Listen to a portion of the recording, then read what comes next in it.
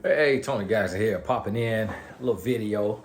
Now, get this question a lot: how to rebuild trust? And this is specifically if you are the offender. You're the one who have done something that broke the trust. And it's important because there's a few steps you got to take. And I'm gonna run off these off the top of my head. I don't have notes out, but I'm gonna take you through the natural flow of things. Now, here's the thing.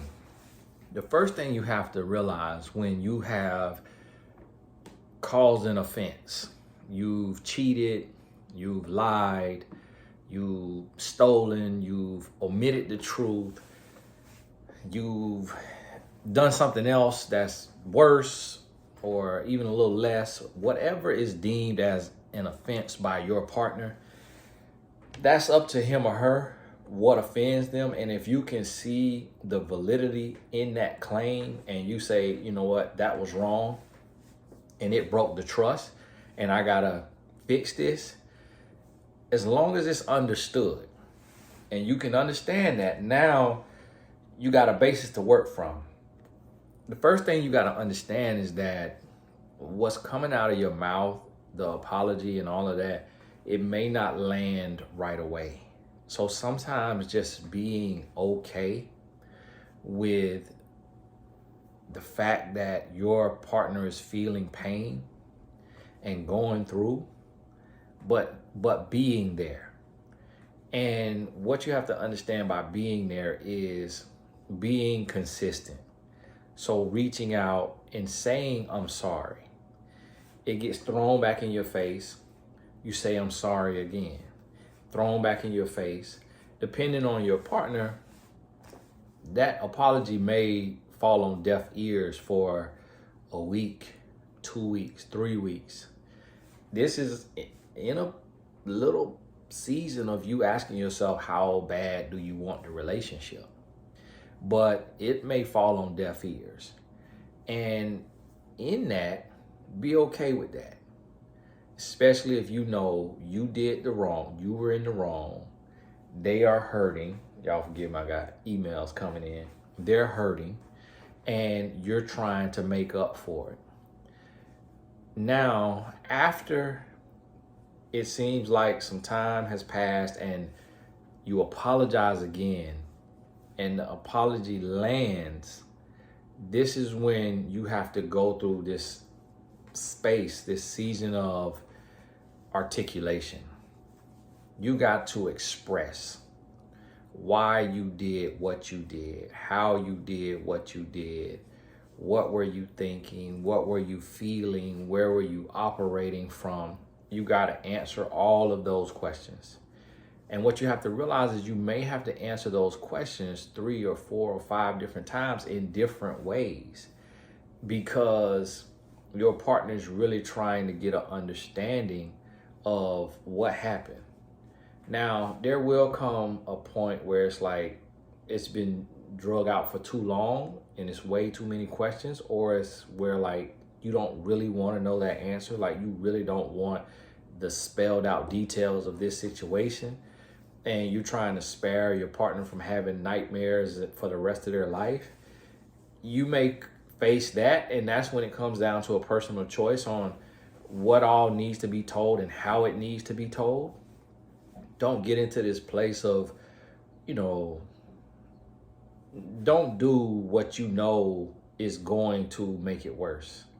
So what I mean by that is, if it was like cheating, you don't want to spell out every stroke. You may want to say in so many words, things, it just went further or what have you, the conversation, it went on, but then, it came to a point, boom, I cut it off. Instead of spelling it out, and then I unzipped my pants and then I whipped it out and then, she did this to it and I did this and then I did that. You don't want to do that. Although it may seem like that's what he or she is asking for, you don't want to spell it out to where it's this vivid image that will be in his or her mind for the rest of their life. So you kind of want to package it in a way like, this is infidelity happened. Things got out of hand. Things went too far. You caught it, or you were told about it, or you found out, and you own up to it. You apologize. You admit to it. You're not excusing it. You're not making excuses. And then the next thing you want to do is you need to express your plan of action, your plan of change. So you're sorry for what happened. You admit and you own up to what happened. Now, what are you going to do to change? What does this act, this offense, what does it require in the realm of change? So does this mean you need to sign up for coaching? You need to get on mymentor.life and hire a life coach? Or you need to go hire a therapist? Do you need to read a book? Do you need to go to a retreat, to a seminar? Do you need to do couples coaching or couples counseling? You have an idea. And if you don't have an idea, you can ask your partner, what can I do to make this right? Like, what do you need me to do? What can I do? This is what I'm thinking of doing. I'm going to read this book. And then right after that, I'm going to read this book. It's just for the sake of props. It's sitting here on my desk. Y'all know I keep this on my desk. I ain't got no more books up here. I'm going to read this book. And then I got this book I'm going to read. And so I have these books. I'm reading a chapter a day. I'm writing a summary. I got on mymentor.life. I signed up for coaching. I'm doing a session a week. And I'm even going to work with 3 or 4 different coaches. So I'm not just listening to one person because they may be speaking from one place, but I'm going to take good advice from a few different people and piece together to make it the best advice in the world. And I'm taking action on that. And what you have to realize is you got to know the person that you're with, because all of that should be appreciated. It should be. But most of the time, when people are trying to heal, they're trying to forgive, they want your attention, they want your space, they want to see that you care. But they may be telling you, leave me alone, don't talk to me, don't do, and saying all of that. And yes, you don't want to stalk them, you don't want to chase them, you don't want to keep showing, you don't want to show up at their house, show up at their job. But just that message, that text message apologizing sincerely every day or every other day, it means something. Words have power. That's why we have words of affirmation and quotes and devotionals. Words have power.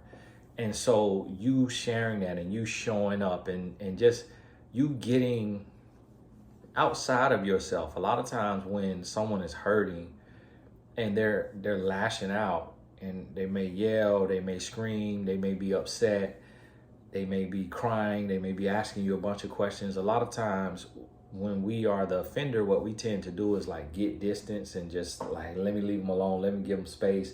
Let me not give them a hug. Let me not talk to them. Let me not just walk up and apologize. Let me get put on the spot to apologize. Let me get asked for a hug. Let me get, let them flip and chase me. We'll end up having them chasing us. And it's just their pain and they're hurting and they want to be chased for once. They want to be pursued. They want to be loved. They want to know that you care and know that you're willing to go the extra mile and that you're willing to speak into their life and be there. So after owning up to it, sincerely apologizing as many times as you need to get through to your partner, then creating your plan of action, then be present in the best way possible.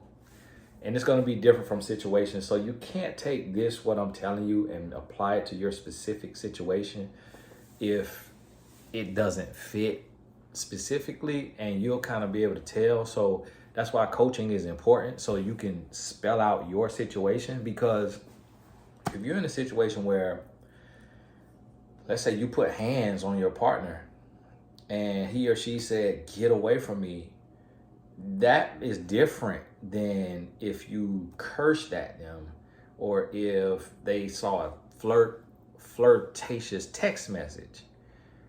You see what I'm, so this isn't just a one size fits all. Like you can pull from this, but you may need to, if you know you have a complex situation and some caveats and nuances in there, then you need to talk to a relationship coach to get some feedback. And if that doesn't sit well, talk to a second and a third. We got coaches as cheap as $25 an hour. So just hearing from an outside third party, it can't hurt because you know right from wrong. So if it's something totally off the wall, outlandish, then you'll be able to tell, like, that is the dumbest advice I've ever heard. You'll be able to tell. So think about this and sit and really get this in your spirit. And one of the things you have to remember is you got to get over yourself. You got to get over your personality quirks, your personality blocks, your mental blocks. When you are the offender, you got to get over your ego. You got to get over yourself, and you got to extend that extra, effort, go the extra mile, and pursuing and apologizing and being consistent just to break through and to show that you really are growing and changing, that you're really sorry about what you did, the stupid choice you made or the mistake you made, whatever you want to call it. And you're willing to put in the work to make it better, to make it different. And understand that it's going to be draining because a lot of what you're doing, a lot of your effort's going to get thrown back in your face. A lot of your effort's going to be blocked. And you have to understand that's what happens when it's hurt, when somebody's hurt, when hurt is involved. And now, at the same time, this can't go on forever. So you have to set in your mind a time limit. Like, what is this relationship worth? What is this person worth? How long am I willing to be on the hot seat with my apology not being heard and with my explanations not being believed? Like, how long am I gonna be grilled about this situation? And for some people, it's a day. For some people, it's a week. Some people, it's 2 months, 3 months. For some people, it's a year. And I wouldn't recommend going beyond a year. But even in that year, it needs to be like once a quarter or something, even, or once a month at the most, like to where y'all have this conversation of healing and like expression of how did we get here? What was this? And this may not be backed up by therapists and different people. Everybody gonna have a different perspective, but I'm speaking from real life experience and just really being in the depths. Sometimes it takes longer than we would expect. We expect to just, I apologize, I read a book, I do some coaching, and boom, everything is brand new. No, that's not how it works all the time. So we have to understand that. And once you understand that and you get to that place, then you're able to say, you know what, okay, this is gonna take a little work because I undid all the good I had done. I really threw a monkey wrench in this thing. I really messed this thing up. And so now it takes a lot more work to get it back in order. So understand this, and this is a way, these are the few simple steps that you can take to rebuild trust, but then also have some limitations to how far this will be drug out and how far you're going to go and what you're going to do. Because if it's something outlandish like, you did this, so now you got to give me a threesome. If you have to go against your morals and your values, if you have to be disrespected, if you got to be beat on, cursed out, dogged out to get this person back, then no, it's not worth it. It's not worth it. And what I mean by that is, like, if this is something that is about to be ongoing and you just really being raked over the coals, yeah, you might get yelled at. Yeah, it might be some curse words. Yeah, it may be some angry moments in there, but this should not be something to where you now are serving like a prison sentence. You shouldn't be held prisoner to your past mistakes, especially when you're doing what it takes to grow and change. You've apologized, you're healing, you're doing the work. So hey, think about this. It's Tony Gaskins here. God bless you. We'll talk. Oh, for the authors, this Saturday is class. If you want to learn how to write your book, your life story, nonfiction, 30 days or less. I write mine in a week. I'm not necessarily recommending that, but I'm gonna teach you my tips and tools. So however fast you want to write it, these tips and tools will help you out. You could visit the link in the description if I remember to put it there. If not, just go to TonyGaskinsAcademy.com.